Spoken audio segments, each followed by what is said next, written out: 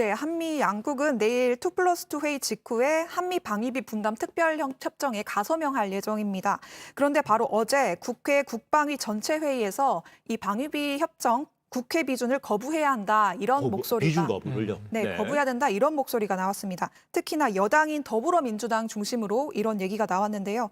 어떤 내용인지 들어보고 설명드리겠습니다. 네.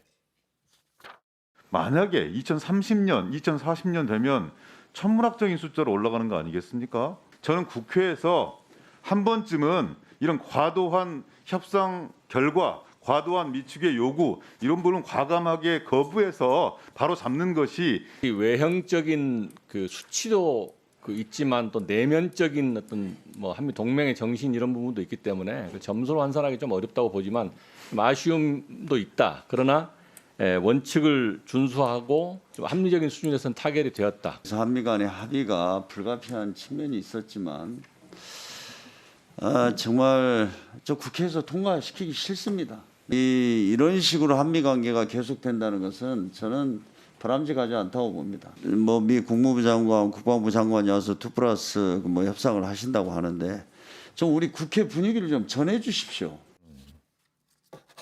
한미 양국은 올해 방위비 분담금을 지난해보다 13.9% 늘어난 1조 1,833억 원으로 합의를 했습니다. 그리고 오는 2025년까지 매년 한국의 국방 예산 증가율만큼 방위비 분담금도 함께 늘리기로 했는데요. 그런데 여당 의원들이 액수가 과도하게 늘어나는 거라면서 반발을 한 겁니다. 국방위에 출석한 서욱 국방부 장관은 아쉬움도 있지만 트럼프 시대보다 원칙을 준수하고 합리적인 수준에서 타결됐다 이렇게 해명을 했습니다. 홍영표 의원은 2+2 회의를 한다고 하는데 이런 국회 분위기를 좀 전해달라 이렇게 얘기를 했습니다.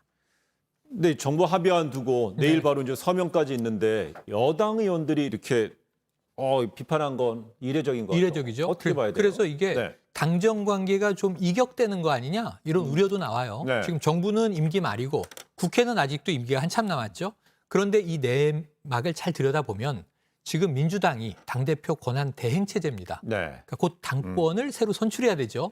그러니까 일부 중진 의원들이 선명성 경쟁을 방위비 분담금을 가지고 시작한 것 아니냐 하는 또 정치적인 해석도 나오는데 저도 거기에 동의하는 입장입니다. 예, 그렇다면 국회 차원의 비준 동의 거부로까지 이어질 수 있을까요? 저는 이 비준 거부 안 될 거라고 봅니다. 여당은 비준 시킬 거고요. 미국 네. 국무부가 일단 양국 모두에게 이로운 합의가 이루어졌다 했고요. 지금 정부 입장에서는 아쉬운 점도 있지만 이 이상 더 잘하긴 어려웠다. 사실 바로 얼마 전 지난해로 돌아가 보면 트럼프 전임 행정부에서 5배에서 6배 압박을 하다가 깎아준다는 게 50%였고요.